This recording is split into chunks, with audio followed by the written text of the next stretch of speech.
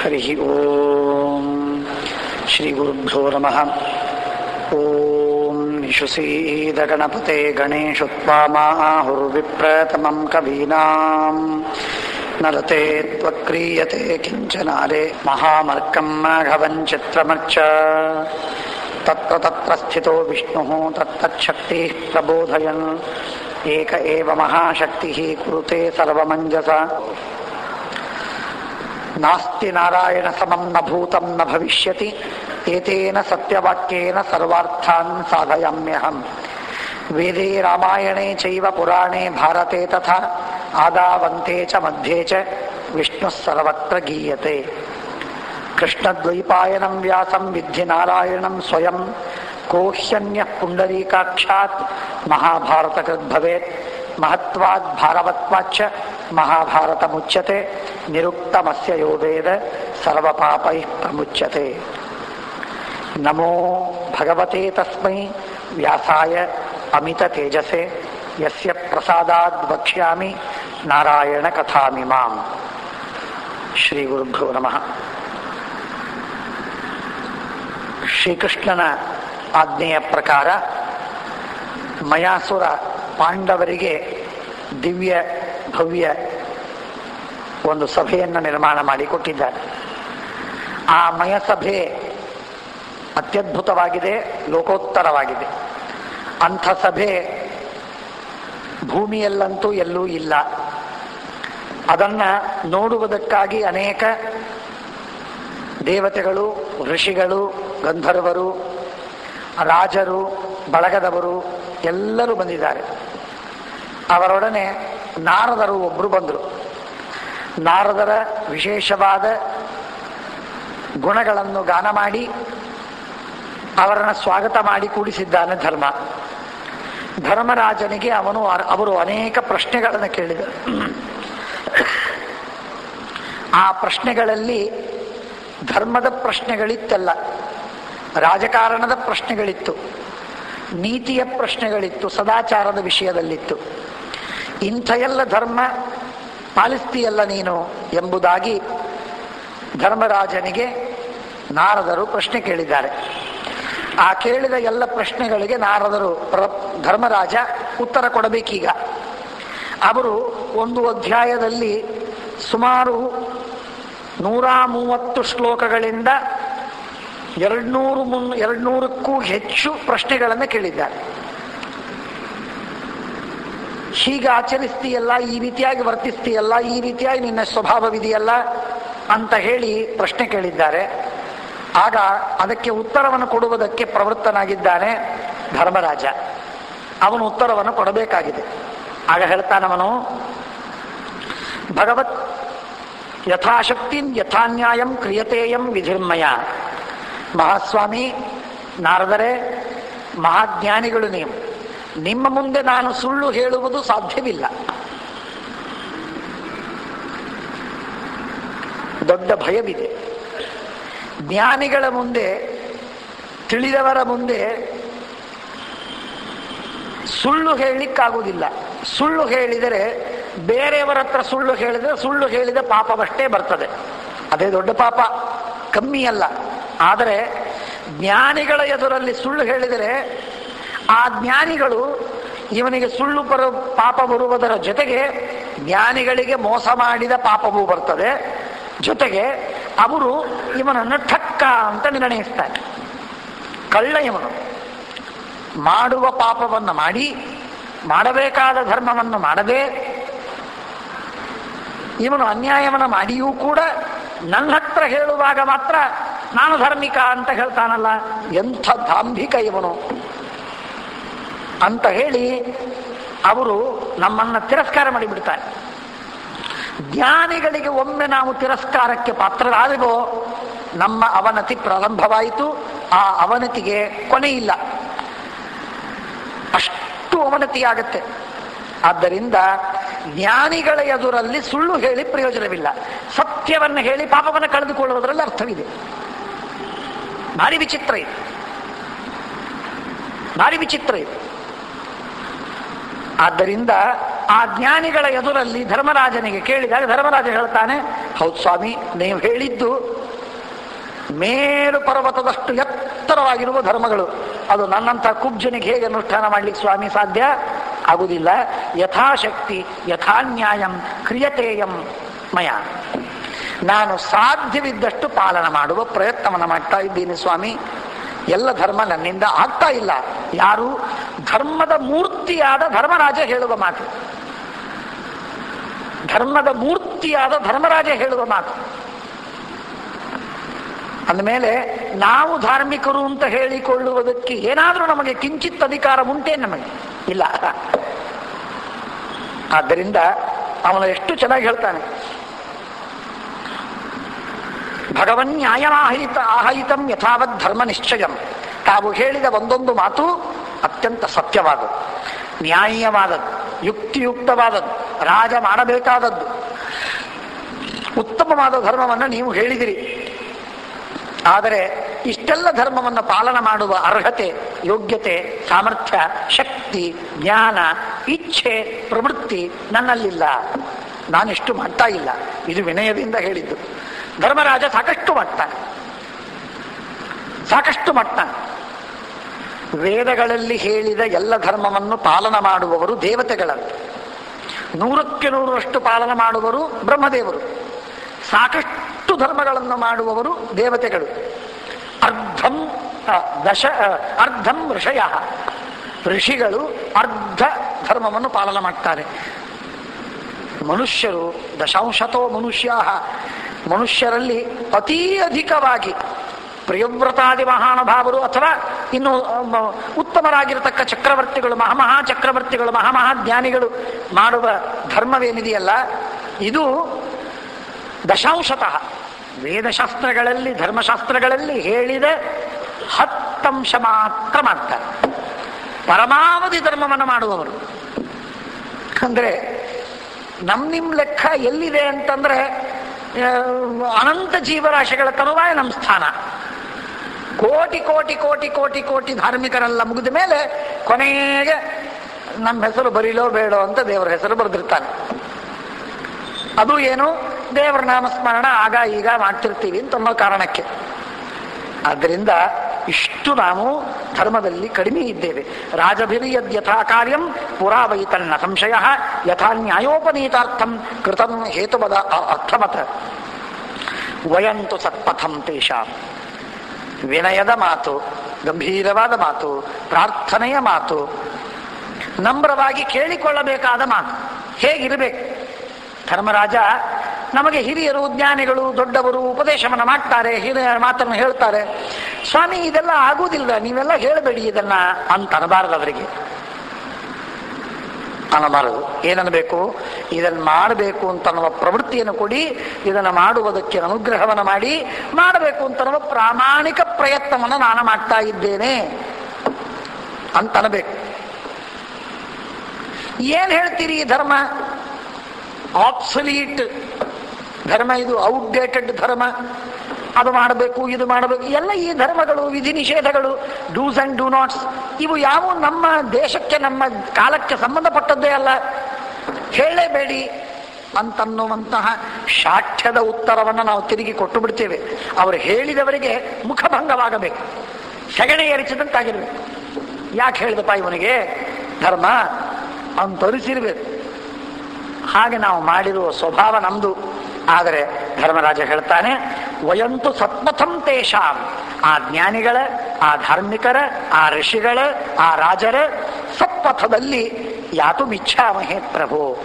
ದಾರಿಯಲ್ಲಿ ನಡೆದು ಹೋಗಬೇಕು ಅಂತ ಅಪೇಕ್ಷೆ ಇದೆ. ಬಹಳ ಧರ್ಮ ಮಾಡಬೇಕು ಅಂತ ನಮಗೆ ಆಸೆ ಇದೆ. ಅವರಷ್ಟು ಧರ್ಮವನ್ನು ಮಾಡಲಿಕ್ಕೆ ನಮಗೆ ಸಾಧ್ಯವೇ ಇಲ್ಲ. ಯಾವ ಕಾಲದಲ್ಲೂ ಸಾಧ್ಯವಿಲ್ಲ. ಆದರೆ ಸಾಕಷ್ಟು ಧರ್ಮವನ್ನು ಮಾಡಬೇಕು ಅಂತ ಆಸೆ ಇದೆ. ವಯಂತು ಸತ್ಪಥಂ ತೇಷಾಂ ಯಾತು ಮಿಚ್ಛಾಮಹೇ ಪ್ರಭೋ ನತು ಶಕ್ಯಂ ತಥಾ ಗಂತುಂ ಯಥಾ ತೈರ್ನಿಯತಾತ್ಮಭಿಃ. ಮನೋನಿಗ್ರಹ ಇದ್ದವರಿಗೆ ಯಾವುದೂ ಅಸಾಧ್ಯವಲ್ಲ. ಮನೋನಿಗ್ರಹ ಇದ್ದವರಿಗೆ ಯಾವುದೂ ಅಸಾಧ್ಯವಿಲ್ಲ. ಮನಸ್ಸಿನ ಒಟ್ಟಾರೆ ನಿಗ್ರಹವನ್ನು ಕಳೆದುಕೊಂಡ ನಮಗೆ ಯಾವುದೂ ಸಾಧ್ಯವಿಲ್ಲ. ಇದಕ್ಕೆಲ್ಲ ಮೂಲ ನಮ್ಮ ಮನಸ್ಸು, ಇದಕ್ಕೆಲ್ಲ ಮೂಲ ನಮ್ಮ ಇಚ್ಛೆ, ಇದಕ್ಕೆಲ್ಲ ಬೀಜ ನಮ್ಮ ಸಂಕಲ್ಪ. ನಿಜವಾಗಿ ಮೂಲವಾಗಿರತಕ್ಕಂಥದ್ದು ನಮ್ಮ ಯೋಗ್ಯತೆ, ನಮ್ಮ ಪ್ರಾರಬ್ಧ ಕರ್ಮ, ಭಗವಂತನ ಇಚ್ಛೆ, ಗುರುಗಳ ಅನುಗ್ರಹ ಅನ್ನುವುದು ಬಿಟ್ಟರೆ ನಮ್ಮ ಪ್ರತ್ಯಕ್ಷವಾಗಿ ಅಪರೋಕ್ಷವಾಗಿ ನಮ್ಮ ಅನುಭವಕ್ಕೆ ಬರುವಂತೆ ಸಾಧನವಾದದ್ದು, ಕಾರಣವಾದದ್ದು ನಮ್ಮ ಸಂಕಲ್ಪಗಳು, ನಮ್ಮ ಇಚ್ಛೆಗಳು. ಈ ಮಾತು ಇವತ್ತಿನ ಆಂಗ್ಲರು ಒಪ್ಪುವಂತಹದ್ದು. Where is a wish there is a way. ಎಲ್ಲಿ ನಮ್ಮ ಇಚ್ಛೆ ಇದೆ ಅಲ್ಲಿ ನಮಗೆ ದಾರಿ ಇದೆ. ನಮಗೆ ಇಚ್ಛೆ ಇಲ್ಲ, ಆದ್ರಿಂದ ದಾರಿಯೂ ನಮಗೆ ಕಾಣಿಸೋದಿಲ್ಲ. ಏನ್ ಮಾಡಬೇಕು ತಿಳಿಯುವುದಿಲ್ಲ ಅಂತೀವಿ ನಾವು. ತಿಳಿಯುವುದಿಲ್ಲ, ಮಾಡಬೇಕು ಅಂತ ನಮಗೆ ಇಚ್ಛೆಯೇ ಇಲ್ಲ, ಆಗ್ರಹವೇ ಇಲ್ಲ. ನಮಗೆ ನಿಷ್ಠೆ ಇದ್ರೆ ದಾರಿ ಸಿಕ್ಕು ನಮಗೆ ದಾರಿ ತೆರೆದು ಹೋಗುತ್ತದೆ, ದಾರಿ ಸಿಕ್ಕೋಗತ್ತೆ. ಮಾಡ್ತಾನೆ ಮನುಷ್ಯ. ಹಣ ಸಂಪಾದನೆ ಮಾಡಬೇಕು ಅಂತ ಅನ್ನೋದಕ್ಕೆ ದಾರಿ ಸಿಗುವುದಿಲ್ಲ. ನೂರಾರು ದಾರಿಗಳು. ಪರದಾಡಿ, ಹುಡುಕಾಡಿ, ಜಗಳಾಡಿ, ಕದನಾಡಿ, ಏನೋ ಮಾಡಿ ಕೊನೆಗೂ ಒಂದು ದಾರಿಯನ್ನು ಹುಡುಕೊಳ್ತಾನೆ. 1, 2, 3, ಬೆಳಿಗ್ಗೊಂದು, ಮಧ್ಯಾಹ್ನ, ಸಾಯಂಕಾಲ ಒಂದು ಸಂಪಾದನೆಗೆ ದಾರಿ ಹುಡುಕ್ತಾನೆ. ಧರ್ಮಕ್ಕೆ ದಾರಿ ಹುಡುಕ್ಲಿಕ್ಕೆ ಆಗುವುದಿಲ್ಲ. ಯಾಕಾಗುವುದಿಲ್ಲ? ಇಚ್ಛೆ ಇಲ್ಲ. ಬೇಸಿಕ್ ಡೆಫಿಷಿಯನ್ಸಿ ಅಂದ್ರೆ ನಮ್ಮಲ್ಲಿ ಇಚ್ಛೆ, ವಿಲ್. ಆ ವಿಲ್ ಪವರ್ ಅಂತ ಅನ್ನೋದು ನಮ್ಮಲ್ಲಿಲ್ಲ. ಮಾಡಬೇಕು ಅಂತ ಸಂಕಲ್ಪ ಮಾಡಿದರೆ ಯಾವುದೂ ಅಸಾಧ್ಯವಲ್ಲ, ಯಾವುದೂ ಅಸಾಧ್ಯವಲ್ಲ, ಎಲ್ಲವೂ ಸುಸಾಧ್ಯ. 4 ದಿವಸ ಎಡಚಾಗತ್ತೆ, 4 ದಿವಸ ತೊಂದರೆ ಆಗತ್ತೆ, ಆದರೆ ಅದು ಮೀರಿ ಇನ್ನೇನಿಲ್ಲ. ಎಷ್ಟು ಒಳ್ಳೆ ಮಾತನ್ನು ಹೇಳ್ತಾನೆ ನೋಡಿ ಧರ್ಮರಾಜ. ನಿಜವಾಗಿ ನನಗೆ ಆನಂದವಾಗುವ. ವಯಂತು ಸತ್ಪಥಂ ತೇಷಾಂ ಯಾತು ಇಚ್ಛಾಮಹೇ ಪ್ರಭೋ. ಇಚ್ಛೆ ಇದೆ ನಮಗೆ. ನತು ಶಕ್ಯಂ ತಥಾ ಗಂತುಂ ಯಥಾ ತೈರ್ ನಿಯತಾತ್ಮಭಿಃ. ಅವರು ಮನೋನಿಗ್ರಹವನ್ನು ಗಳಿಸಿದವರು, ಪೂರ್ಣವಾಗಿ ಮನಸ್ಸಿನ ಮೇಲೆ ಕಂಟ್ರೋಲ್ ಇರುವಂತಹ ಜನ. ಹಾಗಾಗಿ ಮನಸ್ಸು ಅವರು ಹೇಳಿದಂತೆ ಕೇಳುತ್ತಿತ್ತು. ಮನಸ್ಸು ಹೇಳಿದಂತೆ ದೇಹ ಕೇಳಿಬಿಡ್ತದೆ. ದೇಹಕ್ಕೂ ಮನಸ್ಸಿಗೂ ಬಹಳ ಗಟ್ಟಿ ಸಂಬಂಧವಿದೆ. ಬಾಡಿ ಮೈಂಡ್ ರಿಲೇಷನ್ ಬಹಳ ಚೆನ್ನಾಗಿದೆ. ಒಮ್ಮೆ ನೀವು ಮನಸ್ಸಿಗೆ ಟ್ರೈನ್ ಮಾಡಿದರೆ ಕೈ ಕಾಲು ಎಲ್ಲ ಕೆಲಸ ಮಾಡ್ಲಿಕ್ಕೆ ತಯಾರಾಗತ್ತೆ. ಏಕಾದಶಿ ದಿವಸ ಎಲ್ಲೂ ಹೋಗುವುದಿಲ್ಲ, ಮನೆಯಲ್ಲೇ ಕೂತಿರ್ತೀನಿ ಅನ್ಕೊಂಡವನಿಗೆ, ಉಪವಾಸ ಮಾಡಿದವರಿಗೆ ಇದೆಲ್ಲ ಸಮಸ್ಯೆ. ಅಂತೂ ಉಪವಾಸ ಮಾಡಿದ ಮನುಷ್ಯನಿಗೆ ಏನೂ ಆಗುವುದಿಲ್ಲ ಅಂತ ಮನೆಯಲ್ಲಿ ಬಿದ್ದಿರ್ತಾನೆ. ಅದೇ ಮನಸ್ಸಿಗೆ ನಾವು ಟ್ರೈನಿಂಗ್ ಕೊಟ್ರೆ ಹೋಗಲೇಬೇಕು, ಏಳಲೇಬೇಕು, ಮಾಡಲೇಬೇಕು ಅನ್ನುವುದು ನಮ್ಮ ಚಟವಾಗಿ ಬಿಟ್ಟರೆ ಮನಸ್ಸು ಆ ರೀತಿಯಾಗಿ ಡಿಕ್ಟೇಟ್ ಮಾಡಬೇಕು. ಇಫ್ ಇಟ್ ಕ್ಯಾನ್ ಡಿಕ್ಟೇಟ್, ಆಗ ದಾರಿ ತೆರಿತು ನೋಡಿ, ಸಿದ್ಧವಾಯಿತು. ಎಲ್ಲಿಲ್ಲದ ಶಕ್ತಿ ಬರ್ತದೆ, ಕಾಲಿಗೆ, ಕೈಗೆ, ಎಲ್ಲದಕ್ಕೂ ಎಲ್ಲಿಲ್ಲದ ಶಕ್ತಿ ಬರ್ತದೆ. ಇಲ್ಲ ಅಂದ್ರೆ ಬಿದ್ದಿರ್ತಾರೆ, ಬೆಳಗಿನಿಂದ ಸಾಯಂಕಾಲದವರೆಗೆ ಬಿದ್ದಿರ್ತಾರೆ, ಕೆಲಸ ಆಗುವುದಿಲ್ಲ. ದಾಸರು ಬಹಳ ಚೆನ್ನಾಗಿ ಹೇಳ್ತಾರೆ, ಜಾಗರಣೆ ಮಾಡ್ತೀನಿ ಬಾರೋ ನೀನು ಅಂತ ಕರೆದ್ರೆ ತಲೆಶೂಲಿ ಅಂತಂತಾನೆ. 10 ನಿಮಿಷ ಆಗೋಯ್ತು, ಅವನು ಹೋದ, ಇನ್ನೊಬ್ಬ ಬಂದ, ಜೂಜಾಟ ಆಡಬೇಕು, ಅದಕ್ಕೇನಂತಾರಲ್ಲ ಚದುರಂಗದ ಆಟ ಆಡ್ತೀನಿ ಬರ್ತೀನೋ ಅಂತ ಕರೆದ್ರೆ ಓಡಿ ಬಂದಾತು. ದಾಸರು ಹೇಳ್ತಾರೆ. ಹಾಗೆ ಹಾಡಿನಲ್ಲಿ ಹೇಳುವಂತೆ ಆ ರೀತಿಯಾಗಿ ನಮ್ಮ ಪರಿಸ್ಥಿತಿ ಇದೆ. ಹಾಗಾಗಿ ನಿಯತಾತ್ಮಭಿ, ಮನಸ್ಸಿನ ನಿಗ್ರಹ ಇದ್ದದ್ದಕ್ಕಾಗಿ ಅವರಿಗೆ ಸಾಧ್ಯವಾಗಿದೆ. ಮನಸ್ಸಿನ ನಿಗ್ರಹವಿಲ್ಲದೆ ಇದ್ದದ್ದರಿಂದ ನಮಗೆ ಸಾಧ್ಯವಾಗ್ತಾ ಇಲ್ಲ. ಮುಹೂರ್ತಾತ್ ಪ್ರಾಪ್ತ ಕಾಲಂಚ ದೃಷ್ಟ್ವಾ ಲೋಕಚರಂ ಮುನಿಂ ನಾರದಂ ಸುಸ್ಥಮಾಸೀನಂ ಉಪಾಸೀನೋ ಯುಧಿಷ್ಠಿರ. ಸ್ವಲ್ಪ ಹೊತ್ತಿನವರೆಗೆ ಅವರು ಶಾಂತರಾಗಿ ಕೂತ ಮೇಲೆ ಅವರು ಆಡಿದ ಮಾತುಗಳನ್ನೆಲ್ಲ ಕೇಳಿ ಉತ್ತರ ಕೊಟ್ಟು ಅವರ ಸತ್ಕಾರವನ್ನು ಮಾಡ್ತಾನೆ. ಅಪೃಚ್ಛತ್ ಪಾಂಡವಸ್ತತ್ರ. ಆಮೇಲೆ ಅವರಿಗೆ ಭೋಜನವಾಯಿತು, ಕೂತ್ಕೊಂಡ್ರು. ಆಗ ಶಾಂತವಾಗಿ ಕೂತಾಗ ಹೊತ್ತು ಸಿಕ್ಕಾಗ ಅವರಿಗೆ ಕೇಳಲಿಕ್ಕೆ ಶುರು ಮಾಡ್ತಾನೆ. ಏನಂತಾನೆ? ನೀವು ಬೇರೆ ಬೇರೆ ಲೋಕಗಳಿಗೆ ಸಂಚಾರ ಮಾಡಿ ಬಂದಿದ್ದೀರಿ ಸ್ವಾಮಿ. ಎಲ್ಲ ಲೋಕಗಳಿಗೆ ಸಂಚಾರ ಮಾಡಿ ಬರುವಾಗ ಎಷ್ಟೆಷ್ಟೋ ಸಭೆಗಳನ್ನು ನೋಡಿ ಬಂದಿದ್ದೀರಲ್ಲ, ಆದರೆ ನಮ್ಮ ಸಭೆಯನ್ನು ನೀವು ನೋಡ್ತಾ ಇದ್ದೀರಿ. ನಮ್ಮ ಸಭೆ ಹೇಗಿದೆ, ಉಳಿದೆಲ್ಲ ಸಭೆಗಳು ಹೇಗಿವೆ, ಇವುಗಳನ್ನು ಸ್ವಲ್ಪ ನೀವು ಒಂದು ಕಂಪ್ಯಾರಿಟಿವ್ ಸ್ಟಡಿ ಮಾಡಿದಂತೆ ರಿಪೋರ್ಟ್ ನನಗೆ ಹೇಳಬಹುದಾ? ನಮ್ಮ ಸಭೆ ಹೇಗಿದೆ, ನಂಗೆ ಕೇಳಬೇಕು ಅಂತ ಇಚ್ಛೆ ಇದೆ. ನನಗಂತೂ ಈ ಸಭೆ ನೋಡಿದ್ರೆ ಬಹಳ ಆಶ್ಚರ್ಯವಾಗತ್ತೆ. ಏನು ಅದ್ಭುತ, ಏನು ಸುಂದರ, ಏನು ವಿಶಾಲ, ಎಷ್ಟು ಮನೋರಮ್ಯ. ಅಂಥ ಸಭೆ ಜಗತ್ತಿನೊಳಗೆಲ್ಲೂ ಇಲ್ಲ ಅಂತ ನನಗನ್ನಿಸ್ತದೆ. ಆದರೆ ನನಗೆ ಆ ಜಂಭ ಇಲ್ಲ, ಅಹಂಕಾರ ಇಲ್ಲ, ನಮ್ದೇ ಶ್ರೇಷ್ಠ ಅಂತ ಹೇಳಿಕೊಳ್ಳಬೇಕೆಂಬ ಅಹಂಕಾರ ನನಗೇನಿಲ್ಲ. ಆದರೆ ವಸ್ತುಸ್ಥಿತಿ ತಿಳಿದುಕೊಳ್ಳುವ ಆಕಾಂಕ್ಷೆ ಇದೆ. ಆದ್ದರಿಂದ ಎಲ್ಲ ಲೋಕಗಳಿಗೆ ಸಂಚಾರ ಮಾಡಿ ಬಂದ ನಿಮಗೆ ಗೊತ್ತು, ಆಯಾ ಲೋಕದಲ್ಲಿ ಯಾವ ತರಹ ಇರುತ್ತೆ, ಎಂಥ ಸಭೆ ಇದೆ ಅನ್ನೋದು ನಿಮಗೆ ಗೊತ್ತು. ಅದನ್ನು ದಯವಿಟ್ಟು ಹೇಳಿದ್ರೆ ನಾನು ಕೇಳಿ ಸಂತೋಷ ಪಡ್ತೀನಿ. ಏನಿದೆ ಅಂತ ಗೊತ್ತಾಗುತ್ತೆ. ಹೇಳಬೇಕು. ಬ್ರಹ್ಮಣ ನಿರ್ಮಿತಾನ್ಲೋ ಪೂರ್ವಂ ಪ್ರೇಕ್ಷಮಾಣೋ ಮನೋಜವ ಈದುಷಿ ಭವಿತಾ ಕಾಚಿತ್ ದೃಷ್ಟಪೂರ್ವ ಸಭಾ ಕ್ವಚಿತ. ಇಂಥ ಸಭೆ ಎಲ್ಲಾದರೂ ಒಂದು ಕಡೆಗೆ ನೀವು ನೋಡಿದ್ದೀರಾ? ಇಂಥ ಉತ್ತಮವಾದ ಸಭೆ ಇದೆಯಲ್ಲ ಇದು ಅಂತ ಕೇಳ್ತಾರೆ. ಆಗ ನಾರದರು ಮೊಟ್ಟ ಮೊದಲಿನ ಮಾತನ್ನೇ ಹೇಳ್ತಾರೆ, ಸ್ಪಷ್ಟವಾಗಿ ಹೇಳ್ತಾರೆ. ದಾಕ್ಷಿಣ್ಯ ಪಡುವುದಿಲ್ಲ, ಆದರೆ ಸ್ತುತಿಯನ್ನು ಮಾಡೋದು ಬಿಡುವುದಿಲ್ಲ. ಹೇಳ್ತಾರೆ, ಮಾನುಷೇಷು ನಮೇತಾತ್ ದೃಷ್ಟಪೂರ್ವ ನಚಶ್ರುತ. ಇಷ್ಟು ರಾಜಾಧಿರಾಜರಾಗಿ ಹೋದರೂ ಒಬ್ಬ ರಾಜಾಧಿರಾಜನೂ ಕೂಡ ಇಂಥ ಸಭೆಯನ್ನ ಕಟ್ಟಿಲ್ಲ, ನಿರ್ಮಾಣ ಮಾಡಿಲ್ಲ. ಅಂಥ ಸಭೆ ನಿನ್ನದು. ಮನುಷ್ಯರಲ್ಲಿ ನಿನ್ನ ಸಭೆ ಅತ್ಯುತ್ತಮ. ಇಂಥ ಸಭೆ ಮತ್ತೊಂದಾಗಿಲ್ಲ. ನಾನು ಎಷ್ಟೋ ಯುಗಗಳಿಂದ ಕಲ್ಪಗಳಿಂದ ನೋಡ್ತಾ ಬಂದಿದ್ದೀನಿ. ಒಂದು ಸಲವೂ ಇಂಥ ಅದ್ಭುತವಾಗಿರತಕ್ಕಂತಹ ಒಂದು ಸಭೆಯನ್ನ ನಿರ್ಮಾಣ ಮಾಡಿದವರಿಲ್ಲ. ಯಾರೂ ನಿರ್ಮಾಣ ಮಾಡಿಲ್ಲ. ಆದ್ದರಿಂದ ನೀನು ನಿರ್ಮಾಣ ಮಾಡಿದ್ದೇನಿದೆ ಇದು ಮನುಷ್ಯರಲ್ಲಿ ಅತ್ಯುತ್ತಮವಾದದ್ದು, ದೇವತೆಗಳಲ್ಲ. ದೇವತೆಗಳಲ್ಲಿ ಹೇಗೆ ಉತ್ತಮವಾಗುತ್ತೆ? ಆಗುವುದಿಲ್ಲ. ಸಭಾ ಮಣಿಮಯೀ ರಾಜನ್ ಯಥೇಯಂ ಭವ ತವ ಭಾರತ ಸಭಾಂತ ಪಿತೃರಾಜಸ್ಯ ವರುಣಸ್ಯ ಚ ಧೀಮತಃ. ಸಾಕ್ಷಾತ್ ಯಮನ ಸಭೆ ಇದೆ, ರುದ್ರದೇವರ ಸಭೆ ಇದೆ, ಇಂದ್ರನ ಸಭೆ ಇದೆ, ಕುಬೇರನ ಸಭೆ ಇದೆ, ವರುಣನ ಸಭೆ, ಬ್ರಹ್ಮದೇವರ ಸಭೆ. ಇದೆಲ್ಲ ಸಭೆಗಳು ಒಂದೊಂದೂ ಸಭೆ ವರ್ಣನೆ ಮಾಡ್ತೀನಿ, ಬೇಕಾದರೆ ಕೇಳು. ನಿಧಾನವಾಗಿ ಹೊತ್ತಿದ್ರೆ ಕೇಳು, ಅವಸರವಿದ್ರೆ ಹೋಗು. ನಿಧಾನವಾಗಿ ಹೇಳ್ತೀನಿ. ಯಾರ್ಯಾರಿದ್ದಾರೆ, ಎಷ್ಟೆಷ್ಟು ಜನ ಇದ್ದಾರೆ, ಮುಖ್ಯ ಅಲ್ಲಿರ್ತಕ್ಕಂಥ ಸೇಲಿಯಂಟ್ ಫೀಚರ್ಸ್ ಏನು ಎಲ್ಲ ಹೇಳ್ತೀನಿ, ಕೇಳ್ಕೊ. ಏನದ್ಭುತವಾಗಿರುವಂಥದ್ದು ಆ ಸಭೆಗಳು ಗೊತ್ತೇನು? ಬ್ರಹ್ಮಣಶ್ಚ ಸಭಾಂ ದಿವ್ಯಾಂ ಕಥಯಿಷ್ಯೆ ಗತಕ್ಲಮಾಂ. ಮೊದಲೇ ಮಾತು ಹೇಳ್ತಾರೆ, ಬ್ರಹ್ಮದೇವರ ಸಭೆಯೊಳಗೆ ಹತ್ರ ಹೋದ್ರೆ ಸಾಕು, ಬೇಸರ ಅಂತ ಅನ್ನೋದು ಬರುವುದಿಲ್ಲ, ಶ್ರಮ ಅಂತ ಅನ್ನೋದಾಗುವುದಿಲ್ಲ, ಸಾಕು ಅಂತ ಅನಿಸುವುದಿಲ್ಲ, ಅಯ್ಯಯ್ಯೋ ಅಂತ ಅನಿಸುವುದಿಲ್ಲ, ಏನೂ ಅನಿಸುವುದಿಲ್ಲ. ಅಂಥ ಉತ್ತಮವಾದ ಸಭೆ ಅದು ಬ್ರಹ್ಮದೇವರ ಸಭೆ. ಭಾರಿ ಸುಂದರವಾದದ್ದು. ಇಂಥದ್ದೆಲ್ಲ ಇದೆ ಬೇಕಾದಷ್ಟು. ದಿವ್ಯಾದಿವ್ಯೈರಭಿಪ್ರಾಯೈರುಪೇತಂ ವಿಶ್ವರೂಪಿಣಿ. ದಿವ್ಯವಾಗಿರುವಂಥದ್ದು ಇದೆ, ಅದಿವ್ಯವಾದದ್ದು ಇದೆ. ಭೌಮವೇ, ಆದರೆ ಭೌಮವಾಗಿದ್ದರೂ ಲೌಕಿಕವಾಗಿದ್ದರೂ ನಮ್ಮ ಭೂಮಿಯಲ್ಲಿ ಸಿಗಬಹುದಾದ ಪದಾರ್ಥಗಳಿಂದಲೇ ನಿರ್ಮಾಣ ಮಾಡಿದ್ದು ಮಾತ್ರ ಅದ್ಭುತ. ಆ ವಿಶಿಷ್ಟ ಅದ್ಭುತ, ವಿಶೇಷ ಉಪಾದಾನ ಲೌಕಿಕ. ಇಂಥದ್ದಿದೆ. ದೇವೈ ಪಿತೃಗಣೈ ಸಾಧ್ಯೈ ಯಜ್ಞಭಿರ್ನಿಯತಾತ್ಮಭಿ ಜುಷ್ಟಾಂ ಮುನಿಗಣೈ ಶಾಂತೈ ವೇದಯಜ್ಞೈ ಸದಕ್ಷಿಣೈ. ದೇವತೆಗಳು, ಪಿತೃಗಳು, ಸಾಧ್ಯರು, ಅನೇಕ ಯಜ್ಞ ಮಾಡಿದ ಮಹಾನುಭಾವರು, ಇಂದ್ರಿಯ ನಿಗ್ರಹವುಳ್ಳವರು, ಮುನಿಗಣರು, ಶಾಂತರು, ವೇದಯಜ್ಞಗಳನ್ನು ಮಾಡಿ ದಕ್ಷಿಣೆಗಳನ್ನು ಕೊಟ್ಟು ಪುಣ್ಯವನ್ನು ಗಳಿಸಿದವರು, ಅಂಥವರು ಆ ಸಭೆಗಳಲ್ಲಿ ಇದ್ದಾರೆ.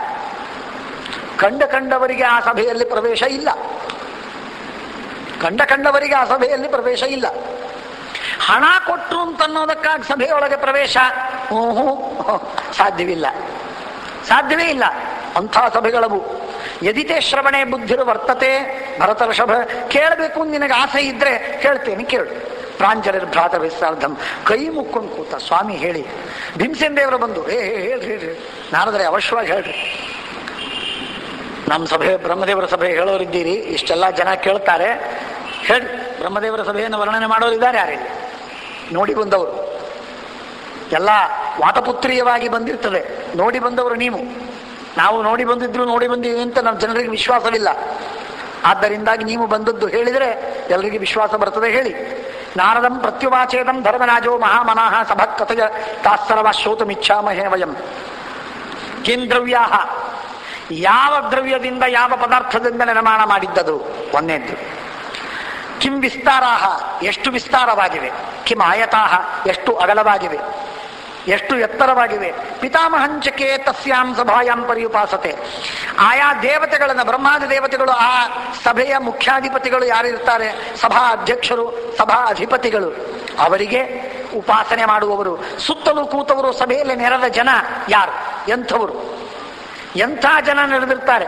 ಟ್ರಕ್ಗಳಲ್ಲಿ ತಂದು ಜನರನ್ನು ಕೂಡಿಸಿರ್ತಾರೋ ಅಲ್ಲಿ, ಅಥವಾ ದೊಡ್ಡ ದೊಡ್ಡ ದೊಡ್ಡ ದೊಡ್ಡ ಯಾನಿಗಳು, ತೇಜಸ್ವಿಗಳು, ಯೋಗಿಗಳು, ದೇವತೆಗಳು, ಋಷಿಗಳು, ಗಂಧರ್ವರು ಅಲ್ಲಿ ಬಂದು ನೆರೆದಿರ್ತಾರೋ.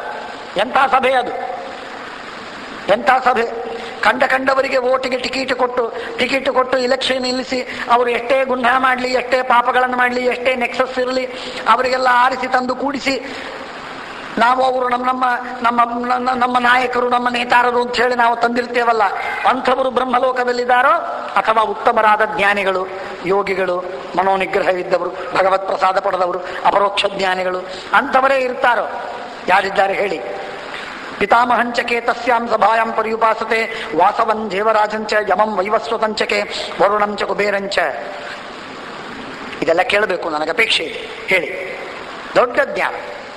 ಕೂತಲ್ಲಿ ಜಾಗ್ರಫಿ, ಸಂಪೂರ್ಣವಾದ 14 ಲೋಕಗಳ ಕಾಸ್ಮೋಗ್ರಫಿ. ಇದು ಜಾಗ್ರಫಿ ಅಲ್ಲ, ಇದು ಬರೀ ಜಿಯೋ ಅಲ್ಲ, ಇದು ಕಾಸ್ಮಾಸ್. ಇದು 14 ಲೋಕಗಳಲ್ಲಿರತಕ್ಕಂತಹ ಬೇರೆ ಬೇರೆ ಸಭೆಗಳಲ್ಲಿರುವ ವೈಶಿಷ್ಟ್ಯಗಳನ್ನೆಲ್ಲ ಹೇಳ್ತಾರೆ.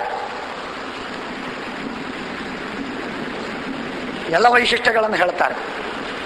ಅಂಥ ಅದ್ಭುತವಾಗಿರುವಂಥದ್ದು.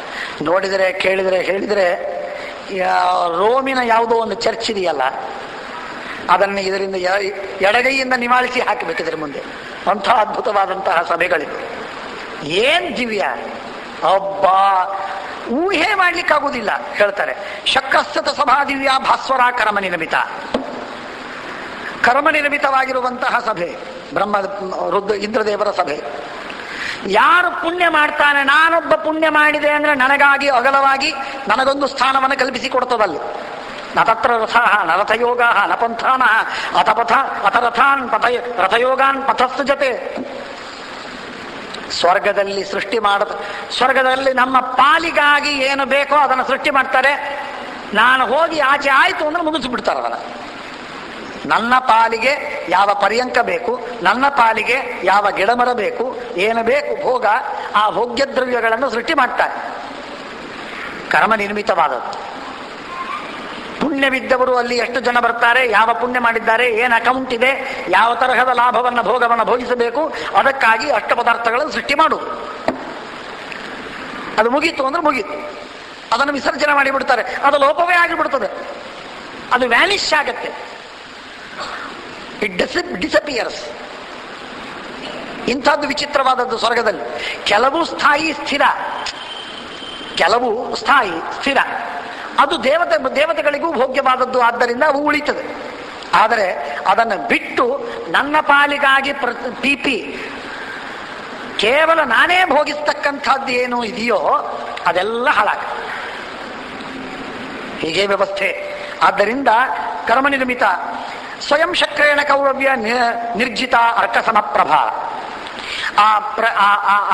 ಅದಕ್ಕೆ ಪ್ರತ್ಯೇಕವಾಗಿ ದೀಪ ಹಚ್ಚಿ ಅದನ್ನು ಬೆಳಗಬೇಕಾಗಿಲ್ಲ, ಅದನ್ನು ಇಲ್ಯೂಮಿನೇಟ್ ಮಾಡಬೇಕಾಗಿಲ್ಲ, ಅದಕ್ಕೆ ಬೆಳಕು ತಂದು ಕೊಡುವುದಕ್ಕೆ ದೀಪ ಹಚ್ಚಬೇಕಾಗಿಲ್ಲ.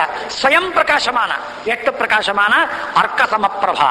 ಸೂರ್ಯನಂತೆ ಕಣ್ಣು ಕುಕ್ಕುವಟ್ಟು ಪ್ರಕಾಶ ಆಗುತ್ತೆ. ಅಂಥ ಪ್ರಕಾಶಮಾನವಾಗಿರತಕ್ಕ ಪದಾರ್ಥದಿಂದ ನಿರ್ಮಾಣವಾದದ್ದು. ತೀರ್ಣ ಯೋಜನ ಶತಮಧ್ಯರ್ಥಮಾಯತ. ಅತ್ಯಂತ ವಿಸ್ತಾರವಾಗಿರತಕ್ಕಂಥದ್ದು. ಅದೆಲ್ಲ ಎಂಥದ್ದು ಅಂತಂದ್ರೆ, ಎಷ್ಟು ಬೇಕೋ ಅಷ್ಟು ಅಗಲವಾಗತ್ತೆ, ಎಷ್ಟು ಬೇಕೋ ಅಷ್ಟು ಅಗಲವಾಗತ್ತೆ, ಎಷ್ಟು ಕಮ್ಮಿ ಬೇಕೋ ಅಷ್ಟು ಕಮ್ಮಿ ಆಗತ್ತೆ. ಅದರಲ್ಲೇನು ಚಿಂತೆ ಇಲ್ಲ. ಜನ ಹೆಚ್ಚಾಯಿತು ಮುಂದೆ ಸರಿರಿ ಅನ್ನೋ ಪ್ರಸಕ್ತಿ ಇಲ್ಲ ಅಲ್ಲಿ. ಎಷ್ಟಾದರೂ ಕೂತಿರ್ಬೋದು, ಆ ಹಾಲೇ ಬೆಳೀತಾ ಹೋಗುತ್ತೆ, ಸಭೆನೇ ಬೆಳೀತಾ ಹೋಗುತ್ತೆ, ಅದಕ್ಕೇನು ಚಿಂತೆ ಇಲ್ಲ. ವೈಹಾಯಸಿ, ಆಕಾಶದಲ್ಲಿ ಇದ್ದದ್ದು, ಅದಕ್ಕೆ ಅಂತರಾಳದಲ್ಲಿ ನೆಲದಲ್ಲಿ ಏನೋ ಚುಚ್ಚಿ ಏನೋ ಕಟ್ಟಿಗೆ ಹಚ್ಚಿ ಕಂಬ ಹಚ್ಚಿ ಇಟ್ಟದ್ದಲ್ಲ, ಯಾವ ಫೌಂಡೇಶನ್ ಮೇಲೆ ನಿಂತದ್ದಲ್ಲ. ವೈಹಾಯಸಿ ಕಾಮಗಮ, ಎಲ್ಲಿ ಬೇಕು ಅಲ್ಲಿ ಹೋಗುತ್ತೆ. ಇವತ್ತು ನಾಗ್ಪುರದಲ್ಲಿ ನಾವು ಅಸೆಂಬ್ಲಿ ಮಾಡಬೇಕು, ಅಲ್ಲಿ ಹೋಗುತ್ತದು. ಇವತ್ತು ಇಲ್ಲಿ ಮುಂಬೈಯಲ್ಲಿ ಮಾಡಬೇಕು, ಮುಂಬೈಗೆ ಬರುತ್ತೆ. ಅದು ಎಲ್ಲಾದರೂ ಮಾಡಬಹುದು. ನಾವು ಎಲ್ಲೋ ಆಗ್ರಾದಲ್ಲಿ ಭೇಟಿಯಾಗಬೇಕು, ಅಲ್ಲೇ ಹೋಗುತ್ತದೆ ಆ ಸಭಾ. ಟೆಕ್ಸಾಸಿನಲ್ಲಿ ಭೇಟಿಯಾಗಬೇಕು, ಅಲ್ಲೇ ಹೋಗ್ತದೆ. ಎಲ್ಲಾದರೂ ಹೋಗ್ಬೋದು. ಕಾಮಗಮ. ಮನಸ್ಸಿಗೆ ಬಂದಲ್ಲಿ ಆ ಸಭೆ ಹೋಗ್ತದೆ, ಓಡಾಡ್ತದೆ. ಇಂಥ ದೊಡ್ಡ ಸಭೆ ಲಕ್ಷ ಲಕ್ಷ ಕೋಟಿ ಕೋಟಿ ಜನರು ಕೂಡಬಹುದಾಗಿರತಕ್ಕ ಸಭೆ. ಅಲ್ಲಿ ಅಸ್ತವ್ಯಸ್ತ ಇಲ್ಲ. ಯಾರು ಎಲ್ಲಿ ಕೂತ್ಕೋಬೇಕು ಅಲ್ಲೇ ಕೂತ್ಕೊಂಡಿರ್ಬೇಕು.